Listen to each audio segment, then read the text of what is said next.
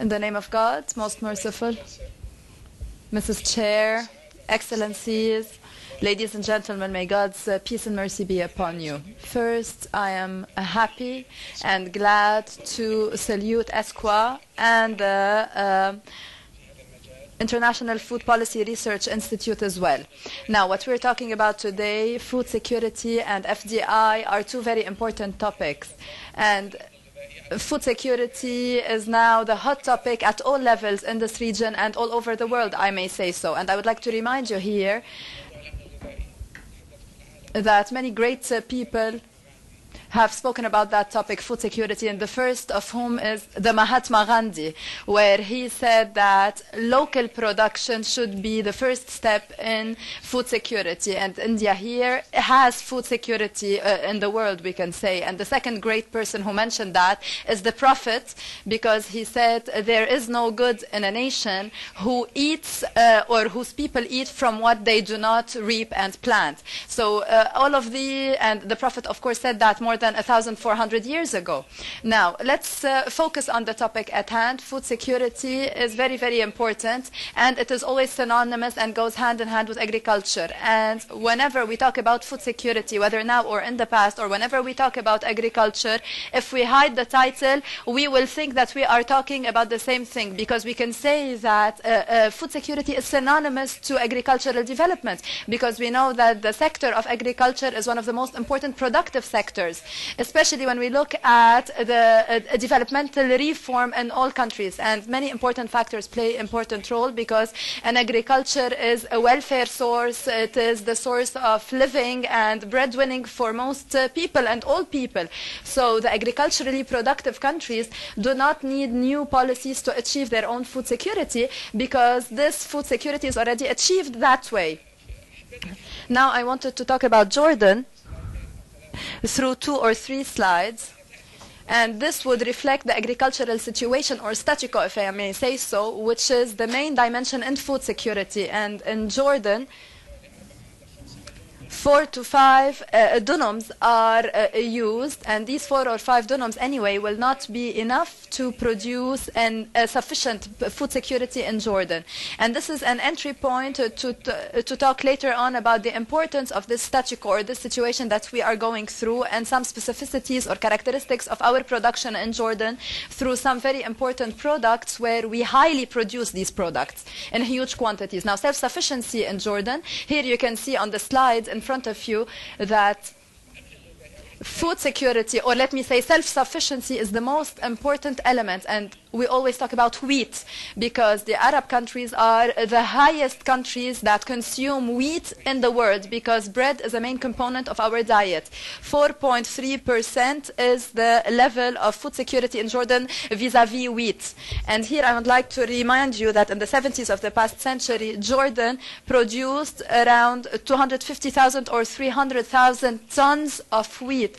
Today, it only produces 20,000 to 30,000 tons of wheat, and this is a huge deterioration.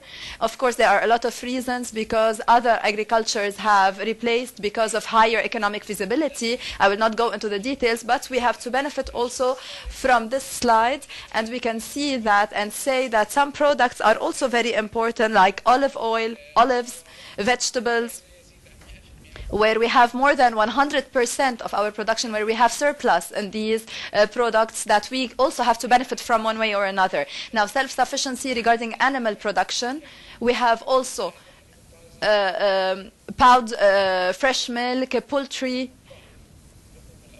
We are self-sufficient. However, we are not at all self-sufficient regarding veal and cow, and we have to really take that into consideration in the future. Now, all the countries seek to reach what we call food security. Now, this is a vital component. It's a vital issue. We should not leave it up to external factors, but we have to be very, very serious in sustainably working in order to give more attention to the agricultural sector and to improve production at the same time. And the Human Rights Organization has said, or association in Jordan has said, that food security is a right for all human beings.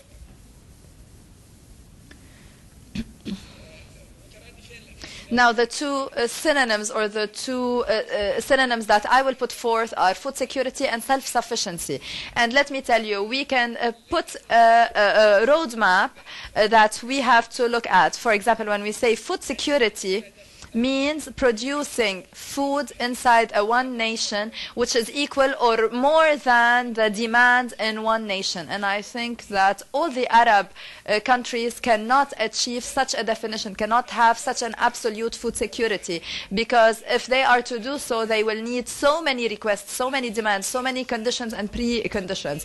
Now, as for what we call a relative food security, we have a relative food security, and that is to have a group of nations coordinate in order to, let us say, cooperate in providing these food products that they need.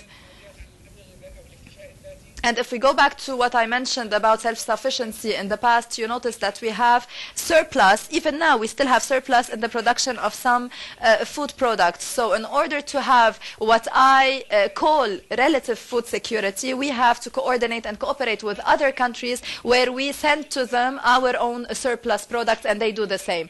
Now, we also have what we call food dependency. And this is what a country, or by this I mean how much a nation or a certain country depends on outside countries or outside entities, let me call them, to get what they need out of their food demands and food conditions.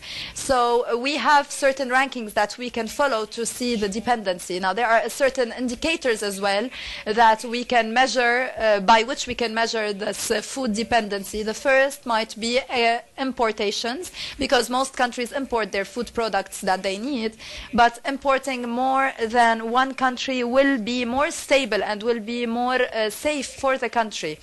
We also look at cereals, for instance. We look at the per capita share of cereals, and in our area we know that we focus on cereals and wheat a lot. And I think that it's about time to change our food model in order not to always depend on cereals, because this will be a very dangerous risk for us in the future to continue this dependency on cereals. We also have to look at how much a country as well depends on imports, etc. So these are a number of indicators that will give us a certain idea of the level of food dependency of a certain country. I will not go through all of them, of course, but I will tell you that any country that will have importation more than 30% of the overall food products will be in the ranking of food dependency. Now, the countries that need less than 10% of food importations are safe countries, let us call them quote unquote as safe countries, and they might be on the way of achieving their own food security, whether relative or absolute. And we have to, as countries, see where our rankings are. As for food production in the Arab world, this is a big question that we always ask. Why do we import all of our agricultural products, knowing that we have arable lands, available lands, we have water that is available in some areas, we also have Arab funding sources and resources, so why do we still import? And we also have the human resources available, and despite all of that, we still see that there is a crisis in food security. Why? I think the lack of such a food security are the restraints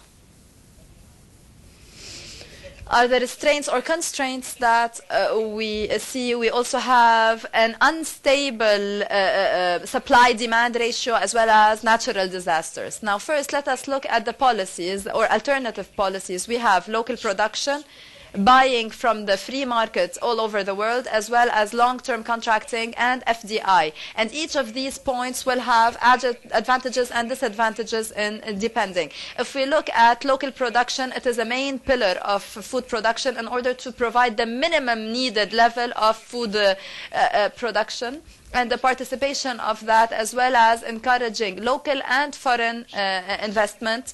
Second, the second point is buying from the free market. This is very much affected by any foreign policies, all foreign affairs that might ensue, as well as what might happen to other countries. And of course, some rich countries will always be able to get these food products at any time. However, some countries that are not very rich may not be able to buy these food products. And I might even say that in the long term, even the rich countries may not always buy all the food products that they would like to have.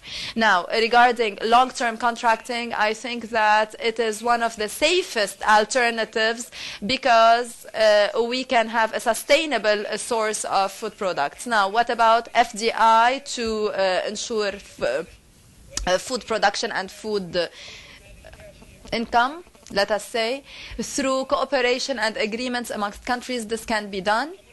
Now, I would just here like to give you a general comment. The amount or the value of Arab investments is 9% of the overall investments in the Arab region, whereas the gap, the food gap in the Arab world is $25 billion. Mr. Fuad, you still have 2 minutes. Now, what are the needed success factors for successful FDI? First, to have adequate legislations and laws for this FDI, as well as a protective cover, and to have a good infrastructure in the host and receiving countries. Now, the pillars of success for FDI, first, to have these projects have a certain economic feasibility according to studies. And of course, we know that every foreign direct investment project should have a feasibility study before it is implemented. Otherwise, it will be a failure. As well as having governments providing needed loans to the private sector, including the local societies, is also a guarantee to the success of these FDI projects. And the governments have to present incentives to the private sector to encourage investments, because most of the private sector would consider that such an FDI would be questionable or doubtful, or they might fear of certain failures. Another important element is geographical proximity, of course, and I would say that the receiving country has to be geographically close to the host country or the donor country, if we may call it so, in order to have success. Now, the return on the FDI as well as should take into consideration economic profit, because both parties will benefit at the end, because we know that the receiving country will agriculturally develop. They will develop from the human labor that will work. There will be more job opportunities for laborers, human resources, and the human experiences will be acquired. There should also be a consideration of the environment. And other countries where this foreign investment will take place will have the resources needed in order to really save the natural resources in that country, as well as the decrease in the prices of those products.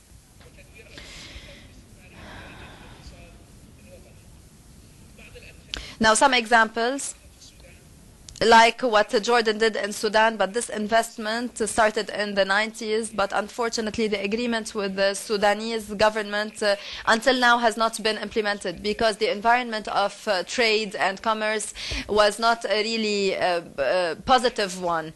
And maybe this is due to the political instability that has taken place there.